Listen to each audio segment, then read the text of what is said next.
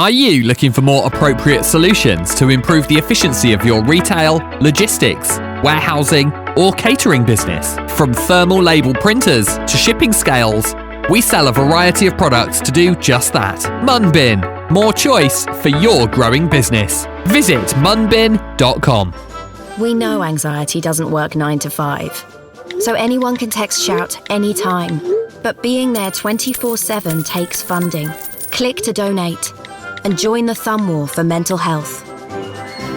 Cherry Printers are an established printing company that produce quality products at sensible prices. From cash receipts and invoice books to GDPR-compliant, confidential visitor sign-in books, they have it all.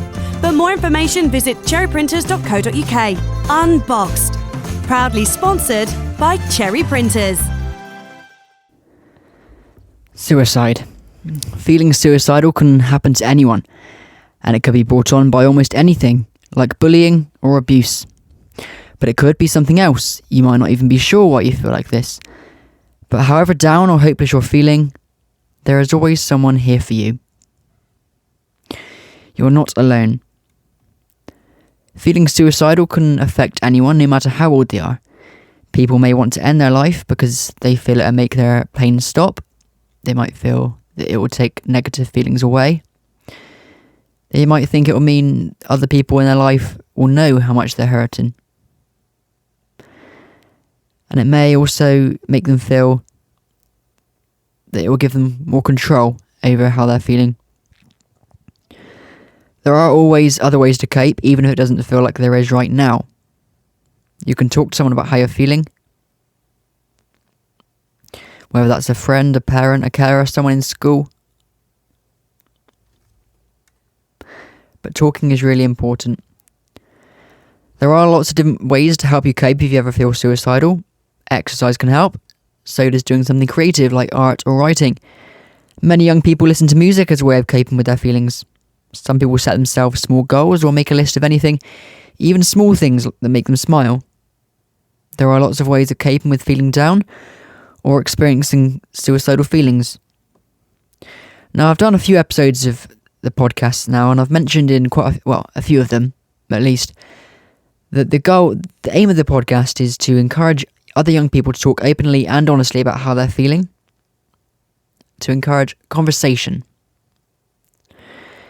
Now, this episode is a special episode made for World Suicide Prevention Day on the 10th of September 2022. Now, how am I going to instigate change? How am I going to encourage other young people to talk about how they're feeling unless I step forward and do that? And that's part of the reason why I wanted to record this episode. So in this episode, I'm going to talk openly and honestly about my experiences with feeling suicidal and when things have got too much for me. Maybe you might take something from it, maybe you won't. But I hope that by me sharing my story, other young people can look at it and hopefully be encouraged to do the same. Because having open and honest conversations with anybody that you trust could be the difference between how things go on.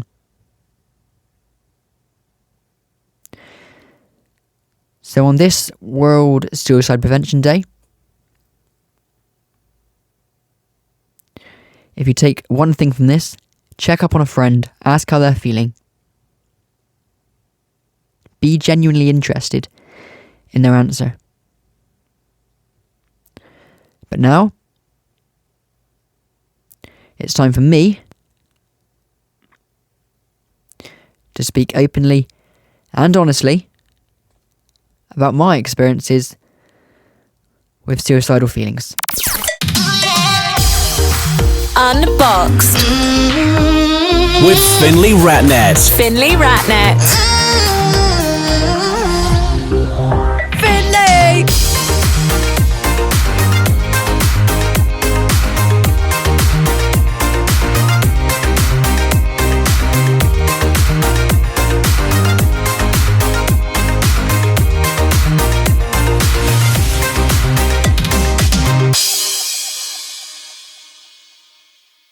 Yes, welcome to another episode of Unbox. This one made specifically for World Suicide Prevention Day on the 10th of September 2022.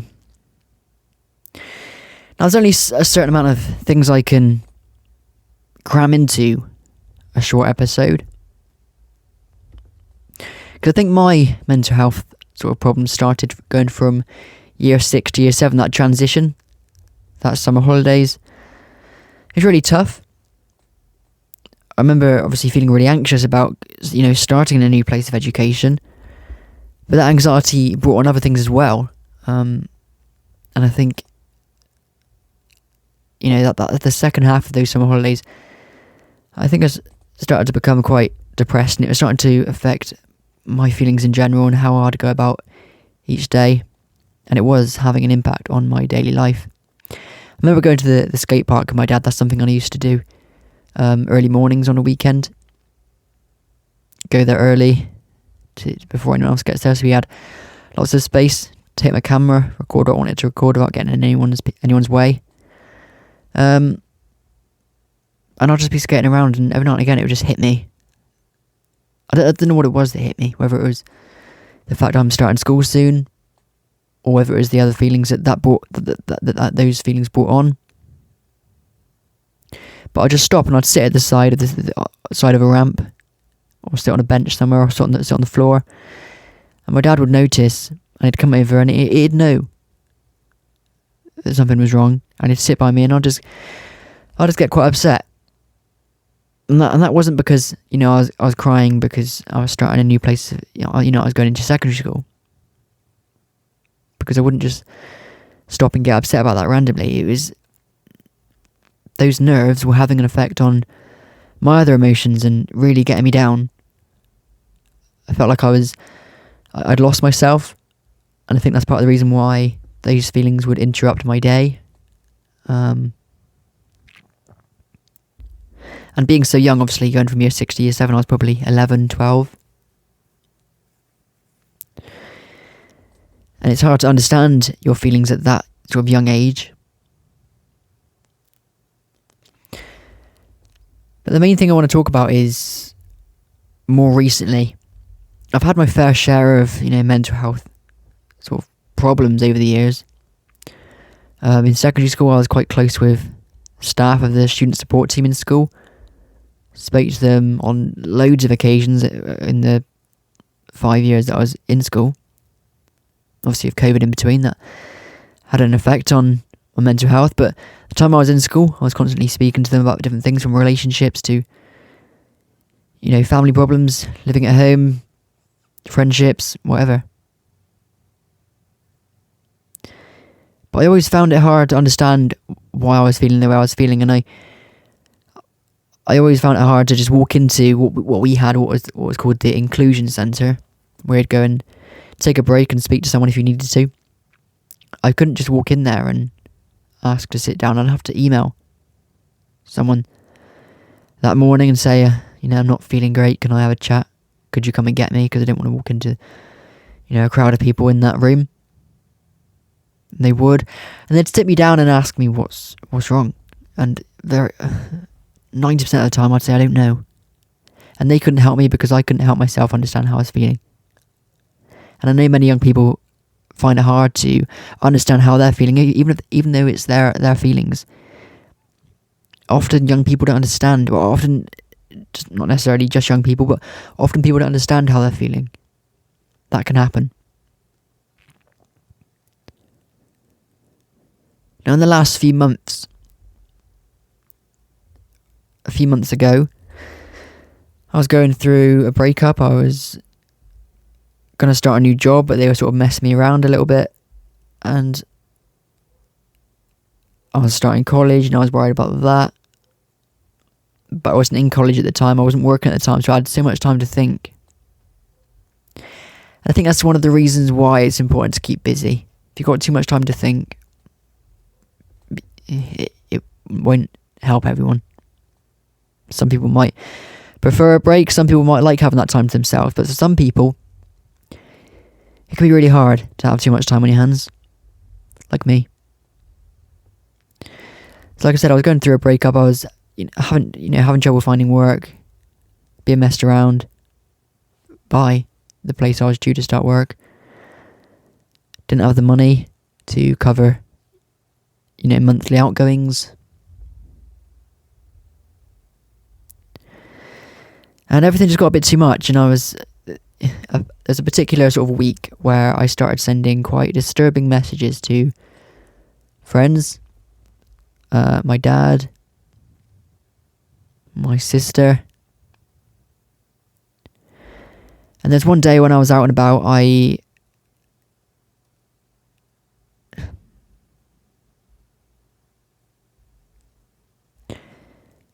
woke up that morning and I didn't want to. I just sort of wake up and thought, like, I think I'd rather not live the life I'm living.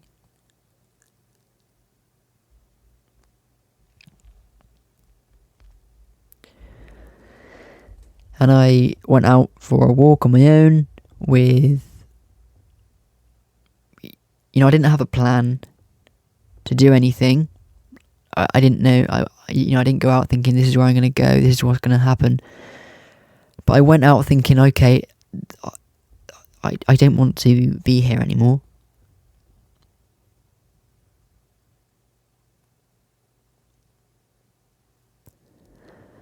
And luckily, I was sort of messaging friends, trying to tell them how I was feeling, but because of the way I was feeling and the really strong thoughts I was having, it was hard to explain the way I was feeling in a sort of a normal way. And all that was coming out on these texts I was sending was just quite disturbing, worrying, dark things. And my parents didn't know what was going on or how I was feeling at the time, but I knew they'd want to.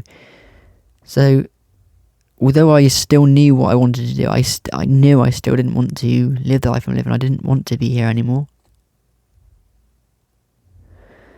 I found the courage to message my dad, and I spent a good half an hour trying to compose a message that got how I was feeling out there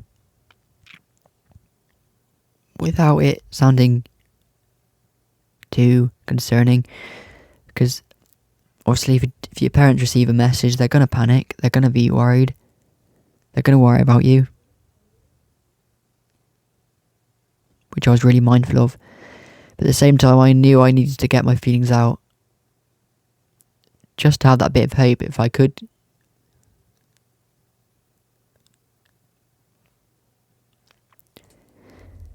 start feeling, if my feelings could change, if I could get help.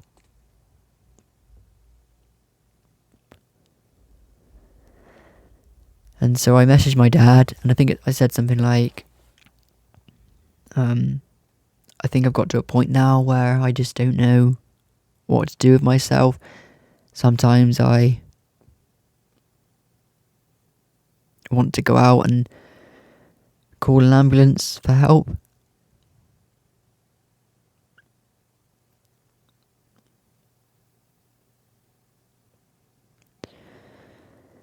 And straight away he responded. I think he asked where I was, obviously concerned. But at the same time, I was speaking to my sister, who lives sort of past Birmingham way. So she couldn't rush to help. It was just the messages, and I had her on the phone. And she was really wanting to help. Obviously, she wasn't, within walking distance to help. But she wasn't going to let the day go on unless she knew that someone knew what was going on and someone was helping in some way.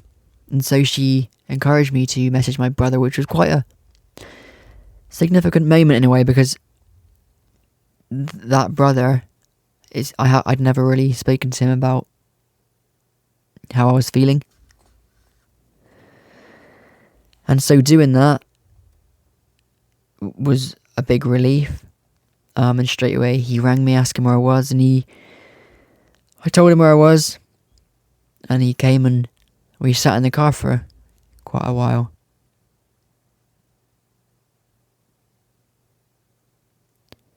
Spoke about everything from the relationship I was in and the breakup I was going through to the job.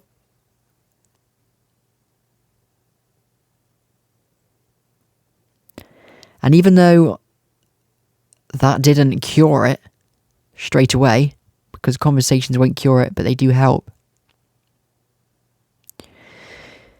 It was a significant moment, because had I not had that conversation, had I even, go back a step, had I even not sent a message to my dad, had I even not sent a message to my sister,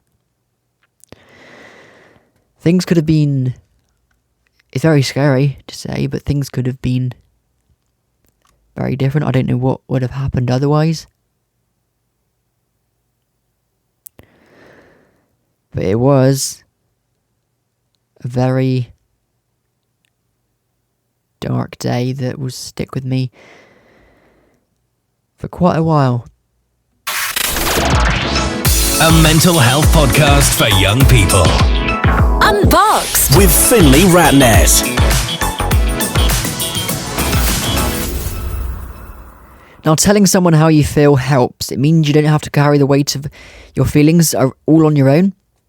And it can make it feel easier to carry the load. Remember, you have control over how much you tell them. You could tell them everything, or you could only say just a bit. It's up to you. It's important to feel comfortable with how much you tell someone. It's also important to be comfortable with the person you tell. Make sure it's someone you trust. It could be someone who has helped you before. It can feel scary to tell someone something serious, like having suicidal thoughts, but talking about it can be a relief. The fear often passes. If you don't want to tell them face to face, that's okay. There are other ways you can tell someone. You could tell them in a letter, an email, or a drawing. Writing it down not only helps it, helps you get it across to the other person, but writing it down, seeing your feelings visually on a piece of paper can help you understand your feelings. And if you feel suicidal, going to see a doctor can really help. Doctors won't judge you, and they'll keep what you've told them private, unless they think you're in serious danger. You might find that just having a safe space to be honest and open about how you're feeling helps lift the strain off you a little bit. A doctor could help you think about what may be causing your suicidal thoughts. They may also be able to prescribe you treatment to help you get better, or they may set you up with another type of professional help, like counselling or cognitive behavioural therapy. Or if you're not ready to speak to someone face to face, there are helplines you can go to. Childline, you can call them on 0800 1111. You can text the word shout to 85258 and speak to a crisis volunteer via text.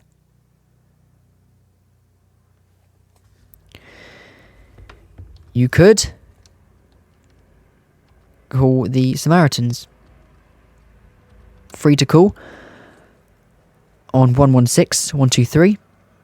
Whatever you're going through, they'll be there to listen and support you. But it is really important, if you're having suicidal thoughts, to speak to someone. Thank you for listening to this episode of Unboxed. I hope you've got something from it. But please, talk to someone about how you're feeling and get support if you feel you need it. Take care.